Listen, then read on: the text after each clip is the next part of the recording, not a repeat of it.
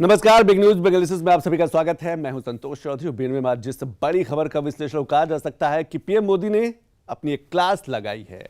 परीक्षा पे चर्चा का जो नवा संस्करण है वो आज देश के सामने था। बच्चों से बात की और ऐसे विद्यार्थी, ऐसे छात्र जो बोर्ड परीक्षा जिनको देना है, और मकसद यही है इस परीक्षा पे चर्चा का ये जो नवा संस्करण है, कॉन्फिडेंस क्लास कह सकते हैं। तनाव मुक्त जो परीक्षा है वो कैसे विद्यार्थी जो है परीक्षा के समय टेंशन फ्री रहे, स्ट्रेस न ले, उसको लेकर पीएम मोदी लगातार टिप्स देते रहे। और ये नवा संस्करण, सोचिए इससे पहले 8 साल लगातार पीएम मोदी की जो परीक्षा पे चर्चा है वो आयोजित हो चुकी है और ये नवा संस्करण था। मकसद यही तनाव फ्री, स्ट्रेस फ्री। लेकिन जैसे जैसे समय बदलता चला गया वैसे वैसे इसमें कहा जा सकता है चीजें और जुड़ती गई। सिर्फ परीक्षा पे हम तनाव मुक्त की बात नहीं कर रहे। इस बार आसपास का जो वातावरण है, जो माहौल है, वो कैसे स्ट्रेस फ्री रखा जा सकता है, कैसे परिवार की भूमिका को और आगे बढ़ाया जा सकता है, कैसे माता पिता और बच्चों के बीच में जो कहा जा सकता है तालमेल है वो और प्रगाढ़ हो और घनिष्ठ हो, ताकि जो कम्युनिकेशन का गैप है, जो संवाद का गैप है, वो गैप ना हो। और शायद इसीलिए पीएम मोदी ने इस बार बड़ा फोकस किया है संवाद पर कि बातचीत करते रहना है।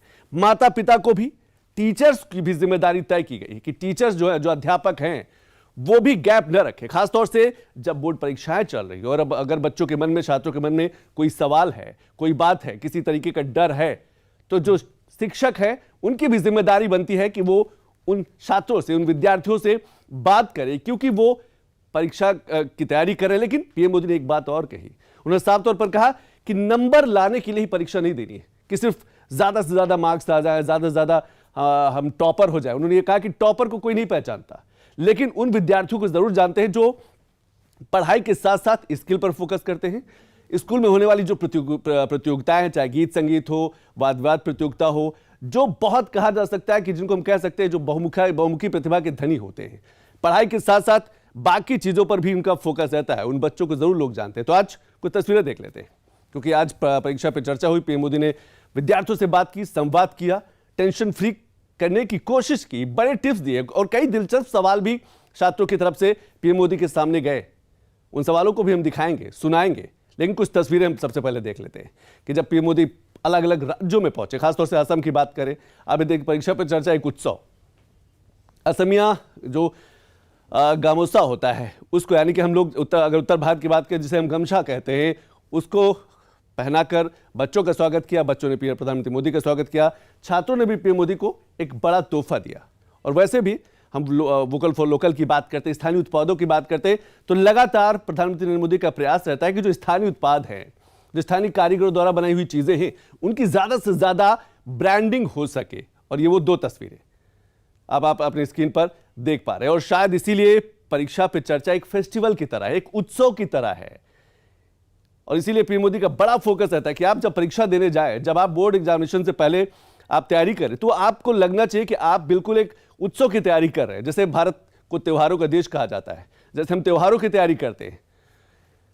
ये 6 तस्वीरें आप देख पा रहे हैं। अलग अलग राज्यों में आज आयोजन किया गया, चाहे सूरत गुजरात की बात करें, भुवनेश्वर की बात करें, दिल्ली की बात करें, इम्फाल, गोवा की बात करें, अगरतला, त्रिपुरा, अलग अलग राज्यों में भी जो केंद्रीय विद्यालय हैं, जो दूसरे स्कूल हैं, जो प्राइवेट स्कूल हैं, सब ने प्रधानमंत्री मोदी की इस क्लास को सुना। कुछ विद्यार्थी सीधे तौर पर उन्होंने प्रतिभाग किया, लेकिन बहुत से ऐसे विद्यार्थी जिन्होंने, कहा जा सकता है कि अपने स्कूल में, अपने स्कूल के कैंपस में बड़ी वॉल स्क्रीन पर, टीवी पर देखा, सुना, समझा। और शायद इसीलिए जो नवा संस्करण है एक बड़ा रिकॉर्ड भी बनाया। लगभग 4 करोड़ से ज्यादा सीधे तौर पर रजिस्ट्रेशन हुए इस बार। अगर हम उसमें विद्यार्थी, शिक्षक और माता पिता मिला दें तो लगभग उनकी संख्या हो जाती 6.5 करोड़ के आसपास। वो बड़ा फिगर हम दिखाएंगे अपनी एक रिपोर्ट में। तो 2018 से जब से इसकी शुरुआत हुई, लगातार इसमें विद्यार्थियों की, माता पिता की और शिक्षकों की जो भूमिका है, जो कहा जा सकता है भागीदारी है, वो लगातार बढ़ती जा रही है। तभी तो 7 करोड़ के आसपास रजिस्ट्रेशन हुए, 4 करोड़ विद्यार्थियों के। और इसमें अगर हम पेरेंट्स को भी शामिल किया गया, टीचर्स को भी शामिल किया गया, और शायद इसीलिए अलग अलग सेशन भी आएंगे। तो एक रिपोर्ट देख लेते हैं। उसके बाद हमारे साथ 3 खास बड़े मेहमान, कुछ एजुकेशनिस्ट यानी कि शिक्षाविद, जो बताएंगे कि कैसे हम सिर्फ परीक्षा को ही तनाव मुक्त न करें, हम आसपास का जो माहौल है, घर का जो माहौल है, माता पिता और बच्चों के बीच में जो सामंजस्य है, उसको और कैसे मजबूत किया जा सकता है, कैसे बढ़ाया जा सकता है। एक रिपोर्ट देखते हैं।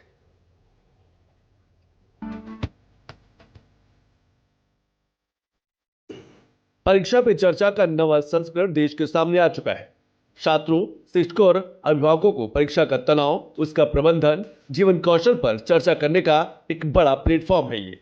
आज परीक्षा पे चर्चा एक जन आंदोलन बन गया है, जिससे स्टूडेंट्स को आत्मविश्वास, पॉजिटिविटी और एक कंस्ट्रक्टिव सोच के साथ एग्जाम देने के लिए प्रेरित किया जाता है। इस बार भी अजब सवालों के गजब जवाब पीएम मोदी ने दिए हैं। हमारे उम्र के बच्चे को बड़े सपने देखने चाहिए और उन्हें पूरा करने की शुरुआत कहाँ से करना चाहिए? सब सपने न देखना वो तो क्राइम है। सपने देखने ही चाहिए, लेकिन सपनों को गुनगुनाते रहना ये कभी काम नहीं आता है। और इसलिए जीवन में कर्म को प्रधान देना चाहिए।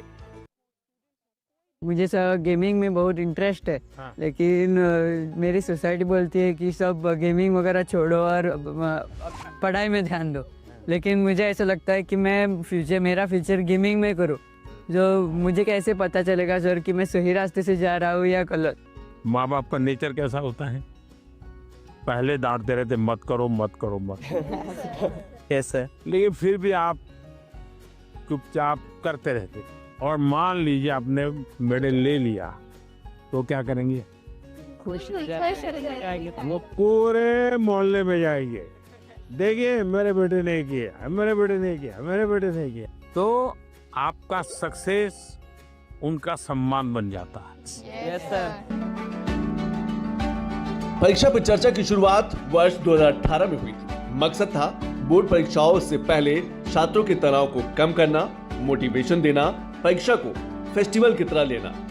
परीक्षा पे चर्चा 2026 अब तक का ये नवा संस्करण है। रजिस्ट्रेशन की बात करें तो 4 करोड़ से ज्यादा छात्रों ने रजिस्ट्रेशन कराए। अगर हम छात्र, अभिभावक और शिक्षकों की संख्या जोड़ दें तो यह संख्या हो जाती है 6 करोड़ 76 लाख।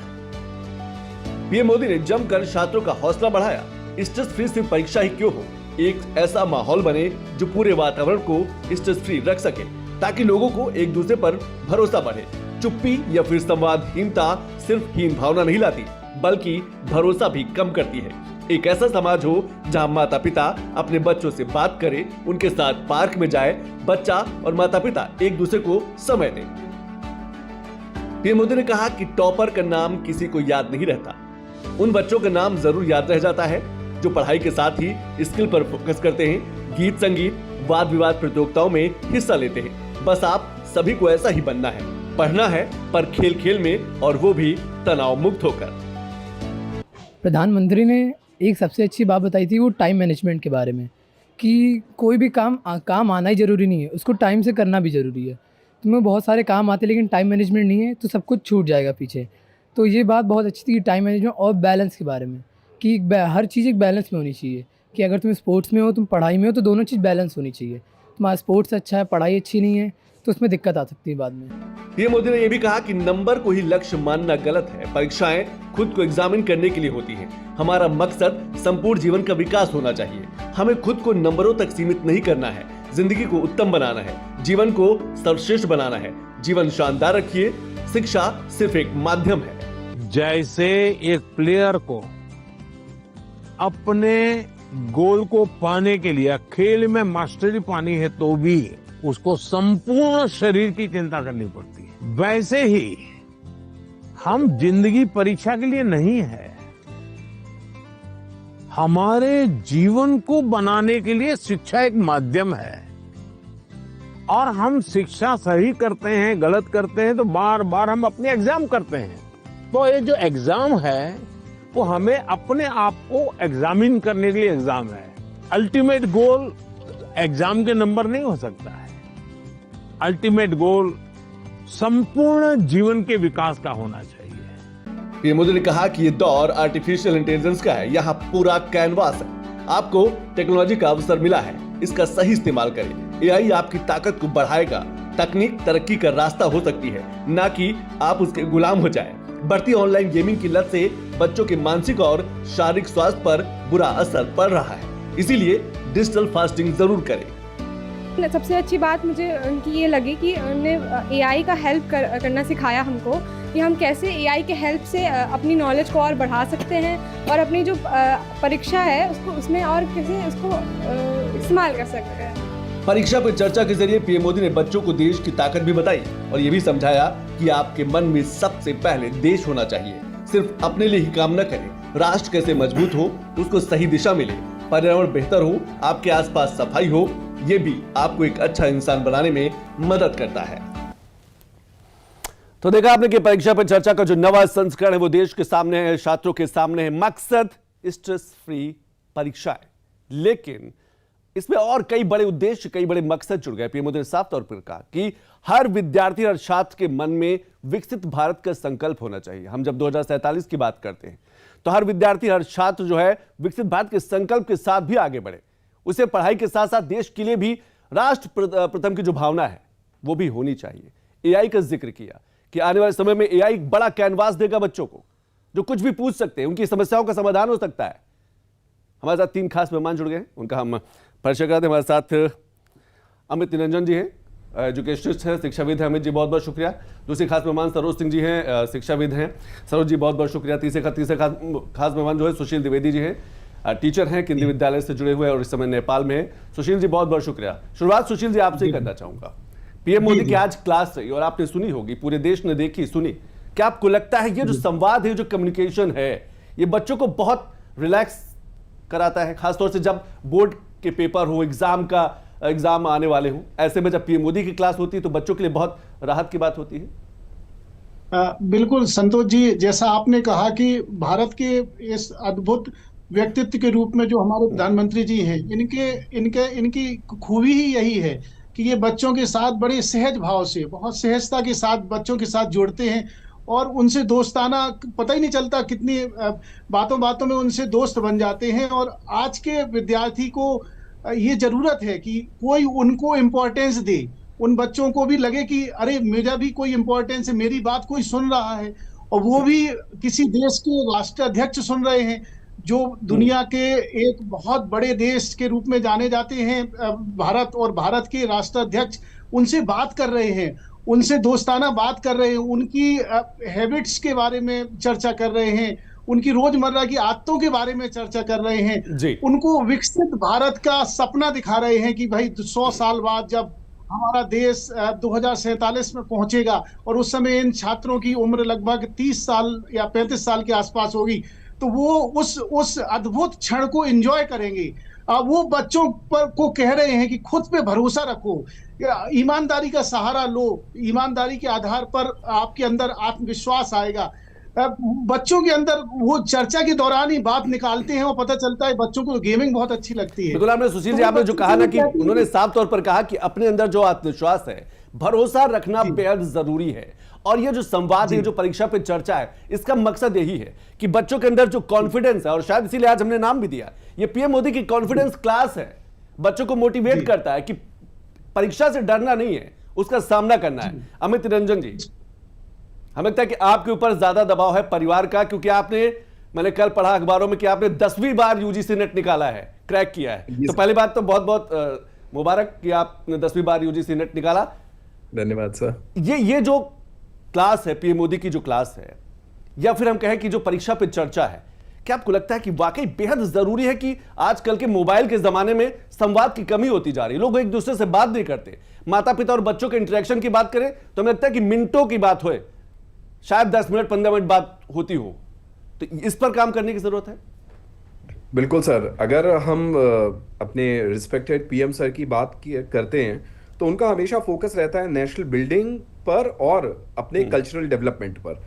बच्चों के अंदर जो उन्होंने इस पूरे परीक्षा पर चर्चा पर जो उन्होंने पूरा का पूरा स्टेटमेंट दिया, उसको उन्होंने बहुत ही स्पेसिफिकली कुछ कैटेगरीज में डिवाइड किया। पहला उन्होंने बोला इंडिविजुअल लर्निंग पैटर्न, सबके पैटर्न अलग है, आपका पैटर्न अलग है, मेरा पैटर्न अलग है, एक दूसरे को कॉपी नहीं करना है, करना क्या है, अपना खुद का डेवलप करना है, इससे बढ़ता है कॉन्फिडेंस। दूसरा उन्होंने जब पॉइंट फोकस किया तो उन्होंने बोला बैलेंसिंग स्किल्स एंड मार्क्स। आप मार्क्स लेकर आइए, बट कौन कहता है कि आपके अंदर मार्क्स ही आपकी स्किल जस्टिफाई करेंगे? स्किल अलग है, मार्क्स अलग है। लेकिन जैसे ही हम थोड़ा आगे बढ़ते हैं, फिर उन्होंने उनके एक तीसरे चैप्टर को हम देखते हैं, teacher student pace. Obviously teacher हमेशा सोचता है कि मैं जिस स्पीड में पढ़ा रहा हूं बच्चा भी उसी स्पीड में कवर अप करेगा। ऐसा पॉसिबल ही नहीं है, क्योंकि अगर हम उस टीचर की बात बोले तो उसको कभी कभी लगता है कि ये टॉपिक क्यों नहीं समझ में आ रहा बच्चे को, लेकिन एक्चुअली में हर बच्चे का अपना सिस्टम होता है, उसकी अपनी एक टेक्निक होती है कि वो कभी जल्दी समझेगा, कभी थोड़ा उसको वक्त लगता है। होलिस्टिक डेवलपमेंट की जब उन्होंने अपने नेक्स्ट पॉइंट में बात करी तो उन्होंने बोला कि देखो बिना होलिस्टिक डेवलपमेंट के आप स्कोर करते चले जाइए, क्या फायदा जब आप चैलेंजेस एक्सेप्ट नहीं कर पाएंगे। जब मैंने उनकी एक और चीज देखी तो बहुत ज्यादा उसने अट्रैक्ट किया, जब एक बच्चे ने उनसे प्रश्न पूछा मुझे गेमिंग पसंद है। हम जापान को देखते हैं, हम कोरिया को देखते हैं, हम चाइना को देखते हैं, उनकी इकोनॉमी में इन गेमिंग्स का इतना बड़ा कंट्रीब्यूशन है। तो उनका सीधा मैसेज था आप उन एग्जाम की लत मत बनाइए, आप उन एग्जाम के डेवलपर बनिए। यानी आपको अगर गेम्स पसंद है तो आप उस गेम को एज अ केस स्टडी लीजिए, डेवलप करिए। कंफर्ट वर्सेस कंपैटिबिलिटी भी बिल्कुल आपने अमित जी सही कहा कि शायद इसलिए पीएम मोदी ने उन बच्चों को सलाह भी दी कि आप गेम खेलते ठीक है, लेकिन आप अगर डेवलपर बनते हैं तो आप पंचतंत्र की कहानियों को डेवलप करिए, आप भारत की जो संस्कृति है उसको डेवलप करिए, ताकि गेम खेल के सहारे जो देश और दुनिया जो है वो भारत की ताकत को भी समझे, आज के जो युवा पीढ़ी है वो भी समझे। बिल्कुल बिल्कुल। इसके बाद से उनका जो वो कंफर्ट वर्सेस कंपैटिबिलिटी था वो बहुत जबरदस्त था। उसमें जो उन्होंने एग्जाम्पल लिया कि जब आप हम देखते हैं कि जो अपने जिनको हम लोग डिसेबल, सोसाइटी हमारी कहती है नहीं ये तो डिसेबल है, लेकिन जब ऐसे लोग भी जब ऐसे कारनामे करते हैं और जब उनका कंट्रीब्यूशन वो बड़ी बड़ी कंपनी के सीईओ बनते हैं, इसको कहते हैं कि आप कंफर्ट एंड कंपैटिबिलिटी, आपकी डिसेबिलिटी आपकी कंपैटिबिलिटी बन जाती है। और एक पॉइंट मुझे और मैं इसमें जरूर ऐड करना चाहूंगा, वो था जब हमने एआई को की बात करते हैं, उन्होंने लास्ट में इस बात को जरूर बोला कि लेवरेजिंग एआई वाइजली। सिंपल सा मतलब है कि आप जो ओरिजिनल कंटेंट, अगर आप और हम यहां पर बैठकर अगर जिस चीज के बारे में चर्चा कर रहे हैं, अगर उसके जो थॉट प्रोसेसिंग है वो एआई नहीं कर सकता। थॉट प्रोसेसिंग आपकी और हमारी तभी बिल्डअप हो सकती है जब प्रॉपर कम्युनिकेशन होता है। So this is what exactly जो उन्होंने कन्वे किया पूरे नेशन को, पूरे स्टूडेंट्स को। सर बिल्कुल आपने सही कहा, और शायद जो विश्वास की बात की जा रही है, जो कॉन्फिडेंस की बात की जा रही है, वो बहुत जरूरी है कि आजकल की पीढ़ी में और खासतौर से बच्चों में जो कॉन्फिडेंस बिल्डअप हो। जब कॉन्फिडेंस आ जाएगा ना तो बोर्ड एग्जामिनेशन हो या फिर आगे आने वाले समय में और कोई परीक्षाएं हो या जिंदगी की परीक्षा हो, वो उसको जीतना, उसको पार करना बहुत आसान हो जाएगा।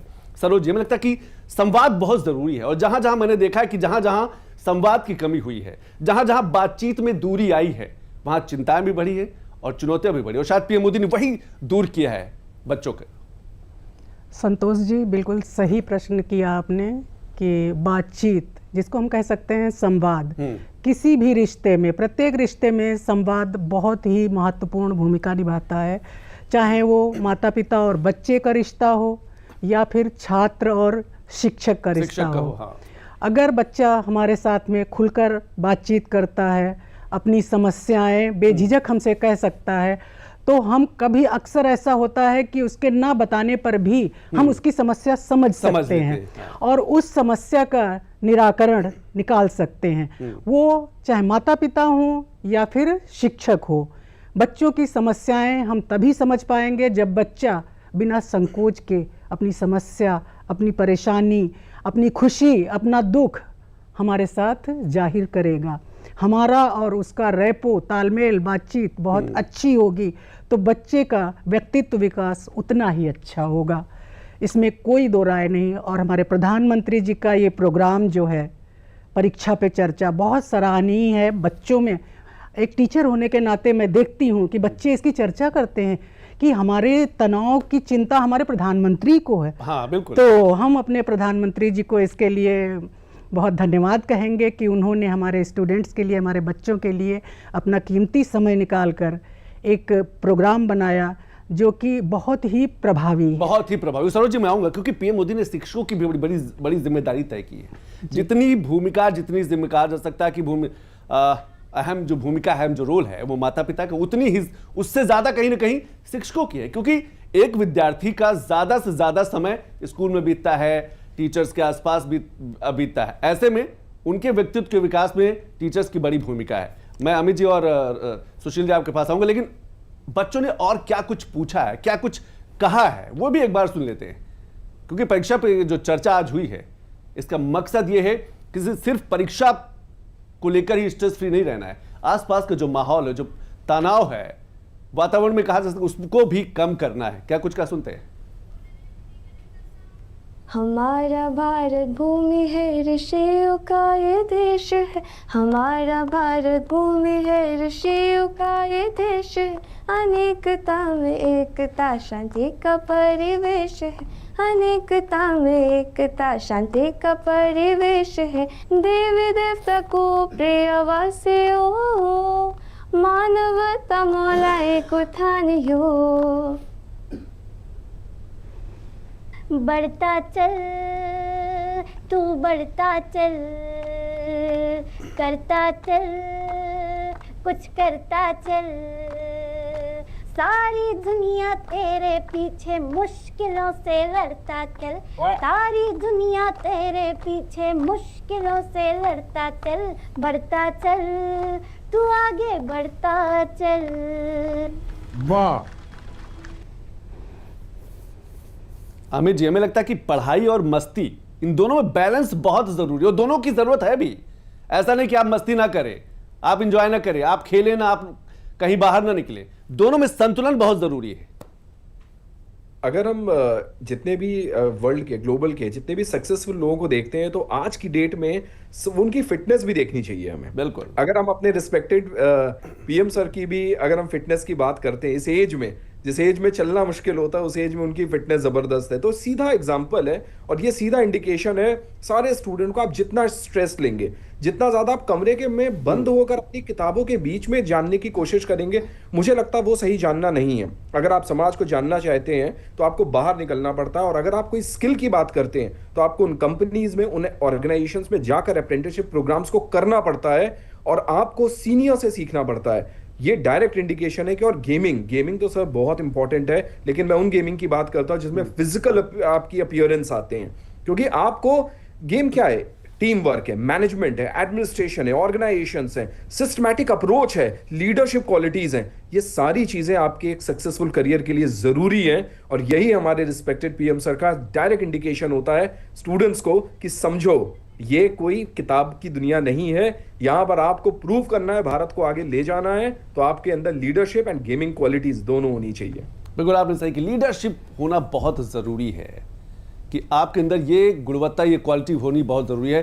कुछ प्रधानमंत्री मोदी कुछ बड़ी बातें देख लेते हैं, उसके बाद सुशील जी मैं आपके पास आता हूं। कई बड़े मंत्र भी दिए हैं आज परीक्षा पे चर्चा के इस पूरे एपिसोड में बच्चों को, जो उनके सिर्फ परीक्षा में काम नहीं आएंगे, ताउम्र पूरी जिंदगी काम आएगी। वो चाहे कॉन्फिडेंस की बात हो, वो चाहे विकसित भारत के बड़े संकल्प की बात हो, वो चाहे नेशन फर्स्ट की भावना हो। पढ़ाई जरूरी है, रोजगार जरूरी है, व्यापार जरूरी है, नौकरी जरूरी है, लेकिन उसके साथ साथ देश की कीमत, कहा जा सकता है कि देश जो प्रथम की भावना है, यह भी बेहद जरूरी है। तो पीएम मोदी की 5 बड़ी बातें परीक्षा पर चर्चा की बात करें तो पीएम मोदी ने जो आज क्लास ली, संवाद को लेकर, कहा जा सकता है कि स्ट्रेस फ्री एक पूरे माहौल को लेकर, विकसित भारत को अपना सपना बनाया, ये पीएम मोदी ने आज के विद्यार्थियों से आह्वान किया। क्योंकि आने वाले समय में ये भारत का भविष्य है कि विकसित भारत का जो बड़ा सपना है उसको भी अपना एक मकसद बनाए। खुद पर भरोसा रखें, कोई भी डर, और खुद पर भरोसा रखें और डर को भगाएं। डरना नहीं है, खुद पर आत्मविश्वास रखना है, भरोसा रखना है, और इस भरोसे के साथ ही आगे बढ़ना। तो खुद पर भरोसा रखें और डर को भगाएं। देश की अमर कहानियों पर गेम बनाओ। जैसे अमित जी कह रहे थे कि एआई का टूल, या फिर आप डेवलपर बने, आप गेम खेले पर आप गेमिंग के डेवलपर बने। तो डेवलपर में आप कहा जा सकता है कि पंचतंत्र की कहानियां, भारत की जो संस्कृति है, भारत के जो वीर सैनिक हैं, वीर जवान रहे हैं, जिन्होंने आजादी में बड़ा योगदान दिया है, आप उस पर भी गेम डेवलप कर सकते हैं। तो बच्चे खेलेंगे भी और भारत की सभ्यता, संस्कृति और भारत के इतिहास के बारे में, भारत की जड़ों के बारे में वो जानेंगे भी। मार्क्स की बीमारी से बचे, यानी कि सिर्फ नंबर गेम नहीं करें कि नंबर ज्यादा से ज्यादा मुझे नंबर चाहिए। सिर्फ मार्क्स को लेकर आप उसके पीछे न भागे, आप स्किल डेवलप करें, यह भी बहुत जरूरी है। तो परीक्षा पर चर्चा को लेकर कई बड़े मंत्र, कई बड़ी बातें पीएम मोदी ने कही। इसके लिए मार्क्स में से एक के पीछे ना भागो कि हमें सिर्फ स्किल पर ही फोकस करना है या फिर नंबर ही चाहिए।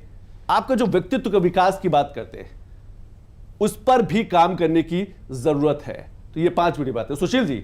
लेकिन जब हम स्किल्स की बात करते हैं तो हमें लगता है कि आजकल का समय है, स्टार्टअप का समय है, एमएसएमई सेक्टर का समय है, छोटे छोटे उद्योगों का समय है। और जिस तरीके से 2014 के बाद से एक बड़ी विचारधारा सामने आई कि सिर्फ नौकरी नहीं, पढ़ाई का मतलब नौकरी नहीं है कि हम पढ़े, बीए किया, एमए किया, ग्रेजुएशन के बाद हमें नौकरी चाहिए, आप अपना रोजगार भी कर सकते हैं, व्यापार भी कर सकते हैं, और शायद यही स्किल की बात की जा रही है। बिल्कुल, प्रधानमंत्री जी ने देखिए बातों बातों में ही कहा कि एक हॉलिस्टिक अप्रोच की जरूरत है, हॉलिस्टिक डेवलपमेंट की जरूरत है। अब वो जमाना खत्म हो गया। पहले हम और आप लोग एक सेट कैरियर के पीछे, एक ट्रेडिशनल कैरियर के पीछे भागते थे। मेरे आपके जब स्कूल डेज के समय की बात याद होगी, प्रधानमंत्री जी ने अपने जीवन से भी बच्चों के साथ जोड़ा। लेकिन 21st सेंचुरी में चीजें बदल गई हैं। बच्चों के सामने 200 से 300 अलग अलग प्रकार के कैरियर ऑप्शन इंतजार कर रहे हैं।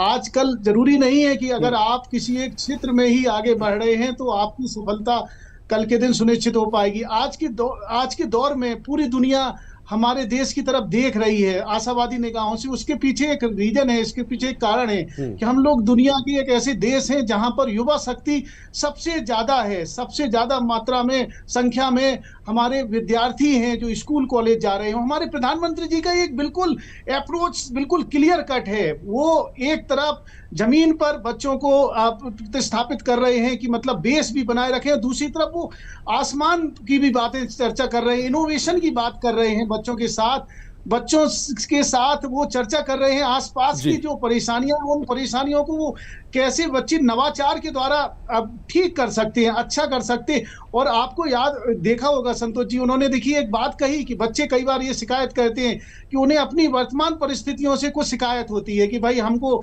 और सोफिस्टिकेटेड एनवायरनमेंट मिले और हमको थोड़ी सुविधाएं मिले। तो उन्होंने देखिए कहा कि देखिए आपको जैसी परिस्थिति मिली है उस परिस्थिति में आपको आगे बढ़ना है। और भारत का विद्यार्थी तो सिर्फ इसीलिए ही जाना जाता है कि वो कठिन परिस्थिति में भी आगे निकलता है, निखरता है और नवाचार आविष्कार करता है। और संतोष जी, आपने सुना होगा, उन्होंने आत्मनिर्भर भारत की बात की। देखिए उन्होंने कहा कि देखिए आप सुबह से लेके और दूसरी सुबह तक देखिए, ऑडिट करिए कि कौन कौन सी ऐसी चीजें हैं जो हम कहीं ना कहीं से, जिसे हम विदेशी चीजें कह सकते हैं। विदेशी चीजों को उन्होंने ब्रश कहा, टूथपेस्ट, कई चीजों को उन्होंने क्या लिस्ट बनाए, उन्होंने बच्चों को कनेक्ट किया। ये वो छोटी छोटी चीजें हैं संतोष जी जो बच्चों को अभी से प्रेरित कर रही हैं।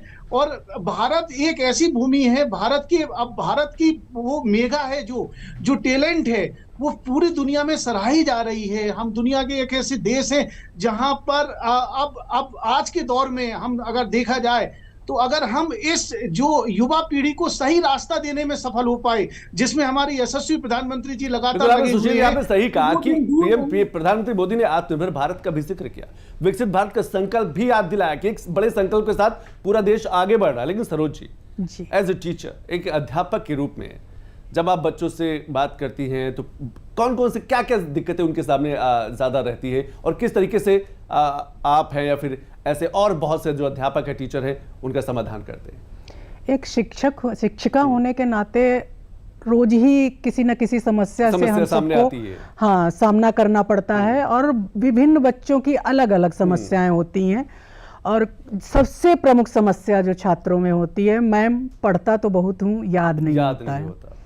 तो मैं उन बच्चों से कहना चाहूँगी, अपने प्रिय छात्रों से कहना चाहूँगी कि एक कक्षा पास करने के लिए बच्चों हमें 1 साल वर्ष दिया जाता है और आपका शिक्षक भी रोज़ थोड़ा थोड़ा पढ़ाता है। तो कभी भी पढ़ाई को पेंडिंग मत रखिए कि आज नहीं कल पढ़ लेंगे। रोज़ थोड़ा थोड़ा याद करते रहिए, पढ़ते रहिए। और रीडिंग, पढ़ाई में रीडिंग सबसे प्रमुख आपका अस्त्र है या शस्त्र है, जो भी कह लें। जैसा कि संतोष जी आपको पता होगा कि फिनलैंड की एजुकेशन जो है वो हमारे यहाँ सबसे इफेक्टिव मानी जाती है, विश्व में सबसे प्रभावी है। तो मैंने फिनलैंड की एजुकेशन पर पढ़ा, उसके बारे में जाना, तो वहाँ सबसे ज़्यादा जिस चीज़ पर ध्यान दिया जाता है, लर्निंग बाय डूइंग। और उसके बाद में क्या है, रीडिंग। जैसा कि हमारे यहाँ बच्चे अक्सर कहते हैं मैम रीडिंग, अरे क्या रट्टू तोता, इसको गलत परिप्रेक्ष्य में ले लिया गया है। रीडिंग पढ़ाई का बहुत ही महत्वपूर्ण, जितनी आप रीडिंग करेंगे उतने ही अच्छी तरह से आप अपने विषय को, अपने प्रश्न के उत्तर को समझ पाएंगे।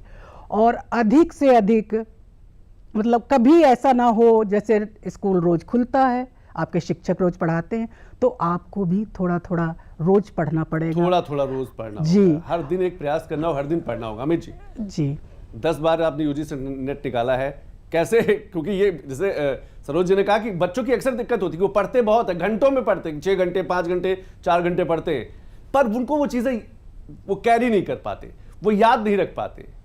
तो आपने कैसे किया? आपने भी रट्टा लगाया कि आपने समझा? सर इसमें बहुत इम्पोर्टेंट होता है मतलब आपके इंटरेस्ट का होना।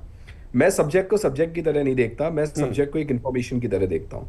मैं देखता हूँ कि जैसे लोगों को नॉवल पढ़ने का शौक होता है, तो वैसे ही मुझे अपने भारत की जो एजुकेशन सिस्टम है उसमें दिए गए करिकुलम्स है, उसमें दिए गए सब्जेक्ट्स हैं, उनको पढ़ने का शौक है। तो जब आप इसको और फिर आगे चलकर जब एज मैं ऑथर काम करता हूँ या एजुकेशन में मुझे उनके बहुत सारे प्रिंसिपल्स काम आते हैं अपनी डे टू डे लाइफ में, तो जब आप अपने ही इंटरेस्ट को अपना करियर बनाने की तरफ आगे बढ़ते हैं तो ऑटोमेटिक आपका जो इंटरेस्ट है और आपकी जो उसकी तरफ जब आपका झुकाव है वो हमेशा बिल्कुल बहुत ही कंपैटिबल तरीके से हो जाता है। और जैसा कि हमारे लाइक रिस्पेक्टेड पीएम सर ने एक बात बोली थी, overcoming distractions and maintaining focus. आप अपने डिस्ट्रैक्शन को हटा दीजिए और फोकस पर आ जाइए। आपके जो भी डिस्ट्रैक्शन है धीरे धीरे आप उनको हटाइए और धीरे धीरे आप उन फोकस पर अपने आप को इंक्लाइन कर लीजिए। एक और बात थी जो बहुत अच्छी बात थी, वो थी आपकी ट्रांसफॉर्मिंग फियर इनटू फ्रेंडशिप। आप जब तक डरते रहेंगे तब तक आप चैलेंज नहीं ले पाएंगे, और जब तक आप चैलेंज नहीं ले पाएंगे तब तक आप आगे बढ़ नहीं पाएंगे। तो आपका जो फियर है वो आपका सबसे बड़ा थ्रेट है, सबसे बड़ा दुश्मन है। हमें लगता है अमित जी ये सिर्फ पढ़ाई में ही लागू नहीं होता, ये आम जिंदगी में भी लागू होता है। वो ऑफिस बाहर, कार्यालय बाहर, हर जगह जहां पर आपके दिल या दिमाग में डर है वहां पर आप कोई फैसला नहीं ले पाते। बिल्कुल। और एक चीज और है सर, इसमें मुझे लगता है जैसे पीएम सर ने क्या हुआ कि बीच में जब किसी ने उनसे क्वेश्चन पूछा तो उनका जो स्मार्ट मूव था, मुझे लगता है हर बच्चे को वो सीखना चाहिए कि आपके सामने चैलेंजेस तो आएंगे but how you handle these type of challenges. उनसे किसी ने क्वेश्चन पूछा, उन्होंने इमीडिएटली पूछ लिया कि ठीक है चलिए आप ही बताइए कि आपने अपनी लाइफ में इन एग्जांपल्स को, इन सिचुएशंस को कैसे हैंडल किया। तो यहां ये होते हैं स्मार्ट मूव्स। आप लीडर हैं, आप बहुत सारे मंचों पर जाना है, आपके कॉम्पिटिटर्स आपका इंतजार कर रहे हैं, आपको बहुत सारी सिचुएशन होंगी, लेकिन जीतता वही स्टूडेंट है, आगे वही बढ़ता है जो उन सारे चैलेंजेस, उन सारी डिफिकल्टीज को हैंडल करे और स्मार्ट मूव की तरह इमीडिएटली उससे मूव ऑन कर जाए। बिल्कुल आपने सही कहा। और एक कहते भी ना कि more risk more knowledge more gain, no risk no knowledge no gain. अगर आप रिस्क नहीं ले सकते तो ना आपको कुछ मिलेगा ना आप कुछ अर्जित कर सकते हैं। सरोज जी एक और दिलचस्प सवाल मुझे याद आ रहा, मैं आऊंगा आपके पास। पीएम मोदी से यह भी पूछा गया, किसी बच्चे ने पूछा कि एग्जाम के समय जो घर में मेहमान आ जाते हैं उनसे कैसे निपटा जाए, वो तो बड़ा डिस्टर्बेंस फैला देते हैं। पीएम मोदी ने क्या जवाब दिया वो मैं दिखाऊंगा, लेकिन मैं सरोज जी आपसे भी समझने की कोशिश करूंगा। लेकिन कुछ और रिएक्शन है, क्योंकि परीक्षा पे चर्चा आज हुई है देश भर के छात्रों से, विद्यार्थियों से। बोर्ड एग्जामिनेशन से पहले पीएम मोदी ने एक बड़ी बात की है, बड़े संवाद किया है बच्चों के साथ। कुछ लोगों के रिएक्शन, फिल्म जगत क्या सोचता है, दूसरे जो क्षेत्र है वो क्या सोचते हैं।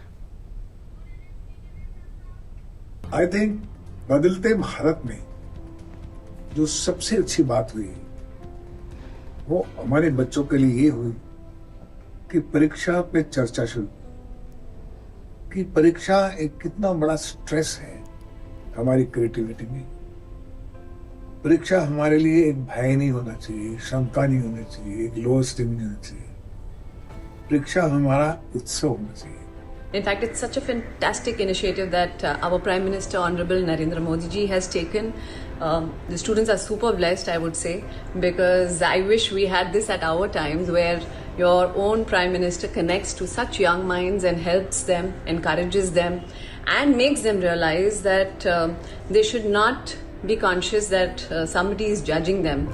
They should work on their ability, stay positive, focused, work on their strengths. Pre exams, ये रिपोर्ट कार्ड के मार्क्स, ये आपकी लाइफ को डिफाइन नहीं करते हैं। आपकी लाइफ को डिफाइन करती है आपकी मेहनत, आपका टैलेंट, आपकी काबिलियत। यही चीजें हैं जो जिंदगी में आपको आगे लेके जाती है। आपने मेहनत की है, आप जाके एग्जाम दीजिए। देखिए आपका मनचाहा रिजल्ट आया तो अच्छा है, और नहीं आया ना तो भी अच्छा है, क्योंकि एग्जाम्स सिर्फ एक पड़ाव है, पूरी जिंदगी नहीं है। जिंदगी इससे बहुत बड़ी है। जिंदगी इससे बहुत बड़ी है, सही कहा।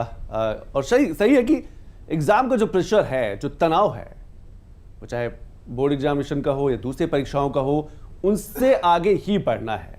तनाव मुक्त परीक्षा की तरफ ही आगे बढ़ना है।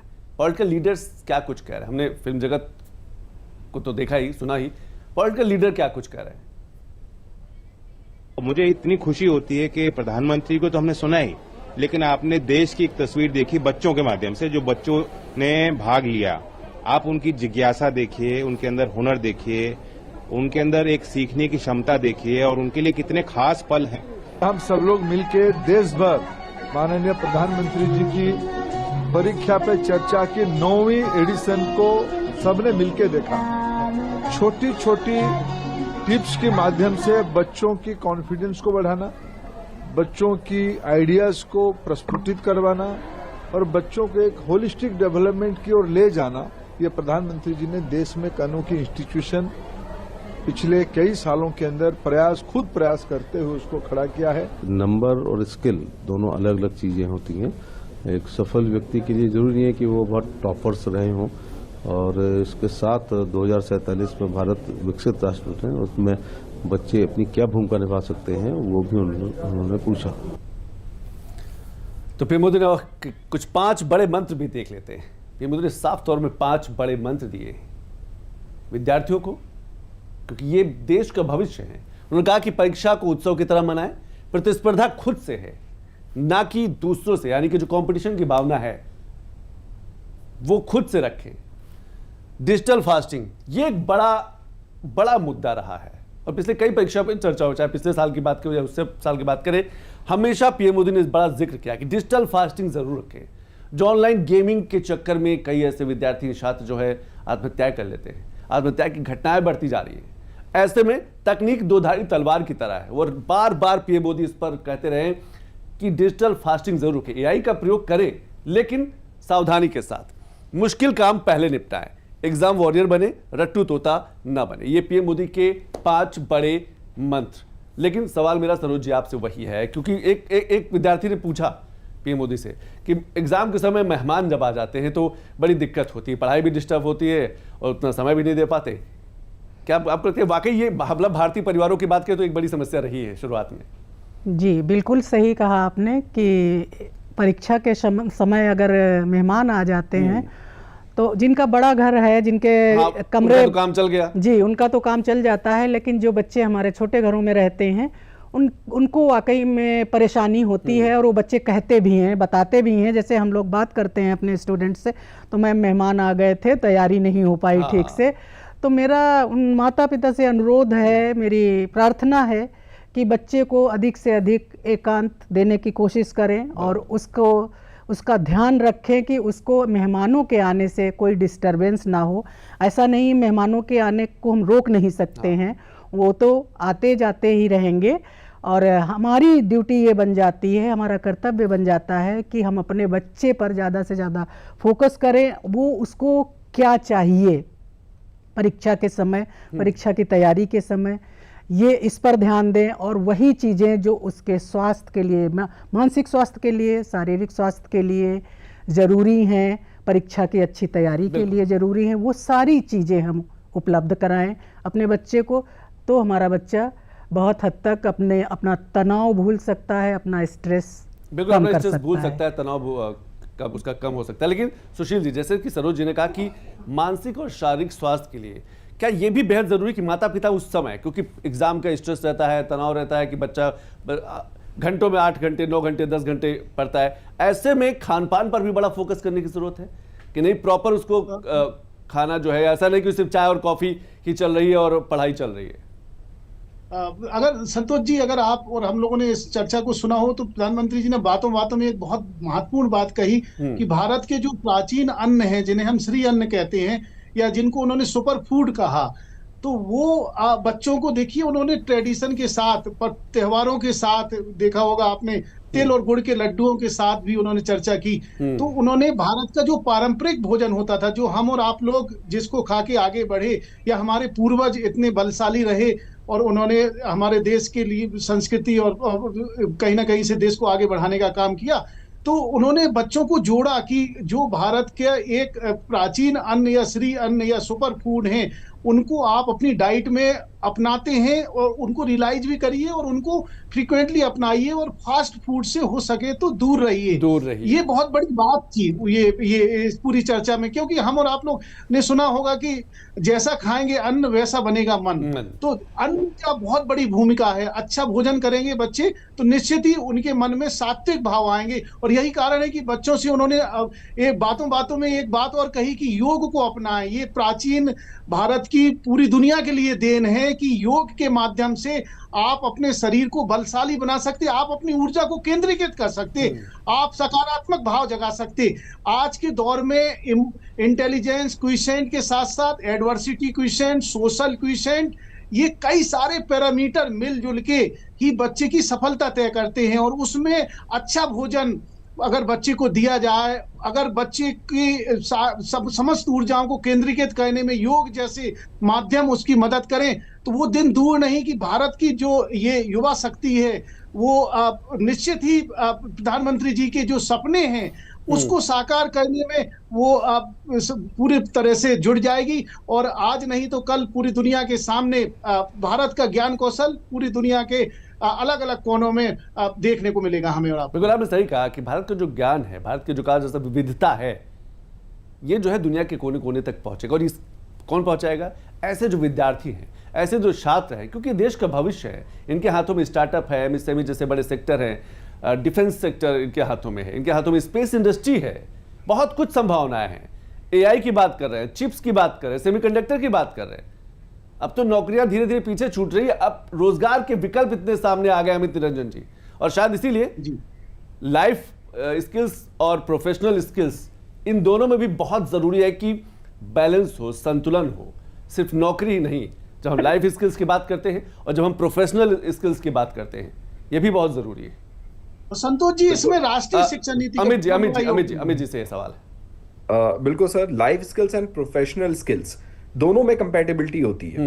जब हम बात करते हैं प्रोफेशनल स्किल्स की, तो वो आती कहां से हैं? वो आती है आपके नेचर से। देखिए, जॉब को ऑप्ट करना कभी कभी हमारे रिस्पेक्टेड पीएम सर का एक सीधा मैसेज होता है, आप पीयर प्रेशर में, फैमिली प्रेशर में, सोशल प्रेशर में मत आइए। आपका इंटरेस्ट किस चीज में है? आपको हो सकता है कि आप बहुत अच्छे स्पोर्ट्स पर्सन हैं, हो सकता है कि ठीक है आपके सामने क्या स्पोर्ट्स में खेल कर ही मेडल लाना ही क्या आपके पास ऑप्शन है, या उस स्पोर्ट्स इंडस्ट्री में आप as a leader, as a entrepreneur भी काम कर सकते हैं। दिस इज व्हाट एग्जैक्टली जो हमारा एजुकेशन सिस्टम बदलना चाहिए। और ये वो अपने इन सारे प्रोग्राम्स के थ्रू यही बताते हैं कि professional skills and life skills दोनों में जहां पर भी आपने कंपैटिबिलिटी बैठा ली, कैपेसिटी बिल्डिंग पर काम कर लिया, वहीं पर आपके डेवलपमेंट हो जाएंगे। और एक चीज मुझे उनकी बहुत अच्छी लगी, जो शायद उसमें हमें उनका जो देखने को मिला, वो ये था कि जब उन्होंने बोर्ड की बात बोली थी, navigating board and competitive exams, उन्होंने बोला कि board examination and competitive examinations दोनों के बीच में अगर आपने तालमेल बैठा लिया, तो आपके लिए बोर्ड एग्जामिनेशन के बाद जो अगला पड़ाव आपका कॉम्पिटिटिव एग्जामिनेशन का है, वो बहुत ईजी हो जाएगा। एंड जो लास्ट था वो था ड्रीम बिग, जो प्रोफेशनल स्किल और लाइफ स्किल्स का सीधा मैसेज था। वो उनके एक प्रिंसिपल पर आता है, that is called dream big and take action. आप सपने देखते रहेंगे, सिर्फ बात करते रहेंगे, कुछ उस पर होने वाला नहीं है। आप सपने देखेंगे और अगर आप उस पर एक्शन का मतलब है कि अगर मुझे पत्रकारिता के क्षेत्र में जाना होता तो मैं कहीं ना कहीं एक आपको एज अ टीचर मानता, मैं आपसे पूछता, सर मुझे अगर आपकी तरह सक्सेसफुल होना है तो मैं क्या करूं? अगर मुझे इंजीनियर बनना होता तो हो सकता है कि मैं आनंद महिंद्रा सर का ट्वीट देखता, उनको देखता कि कैसे उन्होंने एक महिंद्रा ब्रांड को वर्ल्ड ब्रांड के इतने ऊपर पहुंचा दिया। तो मुझे जो सीखना है वो तभी मैं सीख पाऊंगा जब मैं ऐसे लोगों के सपने सजाऊंगा और उन पर काम करूंगा। बिल्कुल आपने सही कहा कि, और पीएम मोदी ने परीक्षा पे चर्चा में बोला कि सपने ना देखना एक क्राइम है। आप सपने देखें और लगातार उन सपनों को लेकर काम करें। लेकिन हमें लगता है कि अमित जी, संतुलन बेहद जरूरी है। वो चाहे जिंदगी में संतुलन हो, चाहे खान पान में संतुलन हो, चाहे स्वास्थ्य में संतुलन हो, चाहे परीक्षा पे की बात के उस पर संतुलन हो। बैलेंस जो है, संतुलन बेहद जरूरी है जिंदगी के लिए, अपने भविष्य के लिए।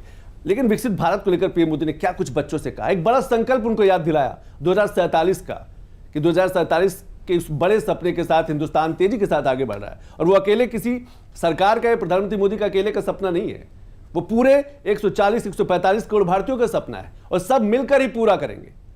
क्या कुछ कहा बच्चों से पीएम मोदी ने, सुन लेते हैं।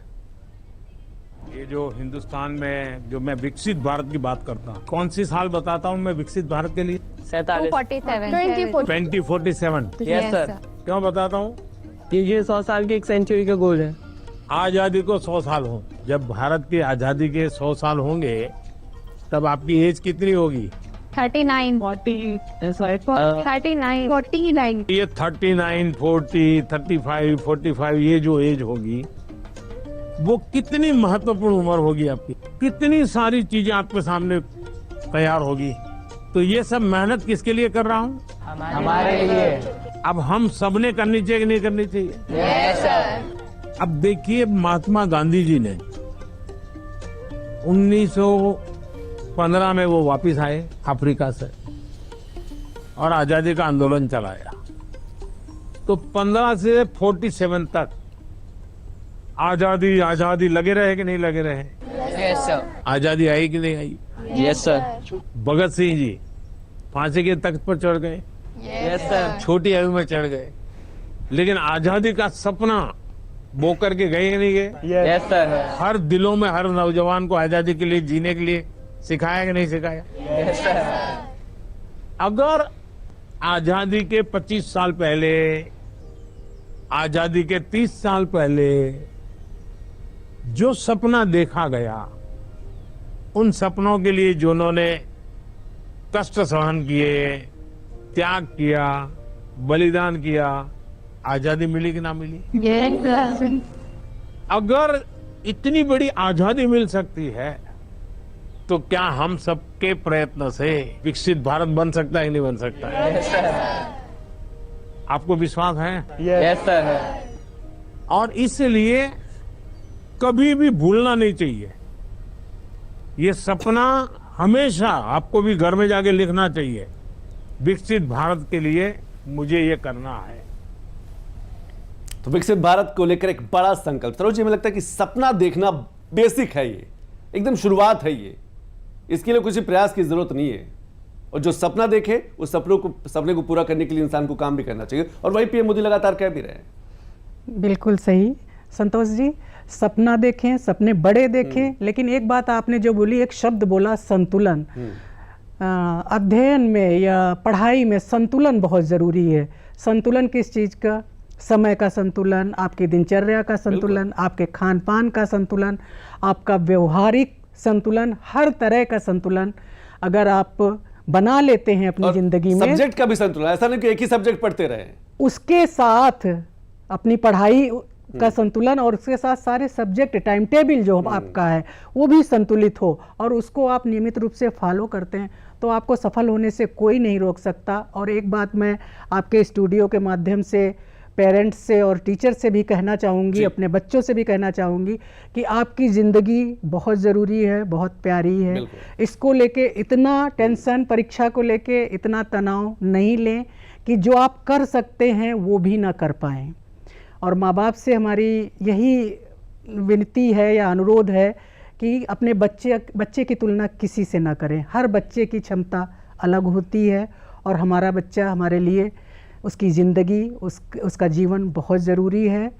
ये मार्कशीट्स जो कहा जाता है कि हमारी फीस की स्लिप हैं और रसीदें हैं केवल, तो मैं आपने सही कहा सरोज जी कि संतुलन बहुत जरूरी। इसके साथ साथ आए दिन जो घटनाएं होती कि बच्चे स्ट्रेस में आ जाते हैं, आत्महत्या कर लेते हैं, सुसाइड की कितनी घटनाएं होती हैं, इस पर भी लगातार माता पिता को नजर रखना है, मोबाइल पर नजर रखना है, बातचीत करना है, बच्चों के साथ कहा जा सकता है कि समय स्पेंड करना है, कि आप बच्चों के साथ समय खर्च करें, ये बहुत जरूरी। पर आज समय बस इतना ही है।